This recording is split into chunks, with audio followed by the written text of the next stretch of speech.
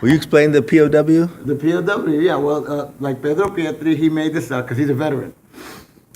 He's a veteran, and he hates anything military. So when it was a whole thing, when the Gulf War started in 2003, that's when we brought out these buttons. We printed 1,100. This is one of the last ones. There are only 1,100 of them. And I went to this shop to get them made, and usually they put advertisement around the edge, with their name and but they refused to do that to ours. So it has no manufacturer on it because they didn't want to be associated with poets opposing war. There's another organization, and they call themselves PAW, P-A-W, because instead of opposing war, they're against war. And I just think that's so silly. Why lose the opportunity for the double entendre? Right? That's what this woman says to me. I'm on a bus. I think I told you the story. I'm on a bus on 86th Street, and I'm going to the east side. I took the bus right where the museum is. So there's a little gray-haired woman sitting in front of me, and I'm standing up, on a strap hanger.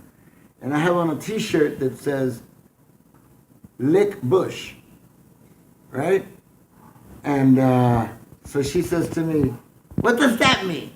And I go, "Lick Bush, like defeat President Bush in this election." And she says, "So why doesn't it say that?" And I say, "What, and lose the opportunity for the double entendre?"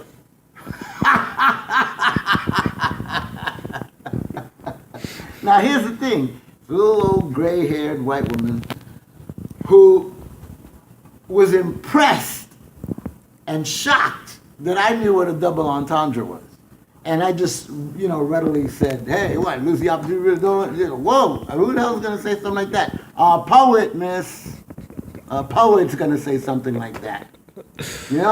Like a musician would say, "Man, don't sweat me on a 7/8."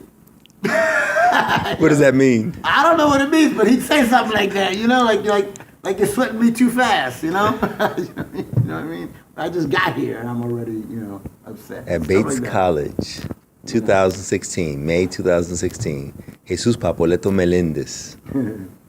Well, thank you, Matthew, for the invitation. I appreciate it. Great students. I wish them the best in life, and they got, they're very compassionate, and they took what you were saying, all this, because in this liberal arts school, that was really radical, I think, the course that you taught about masculinity and identity and the movement, Wow.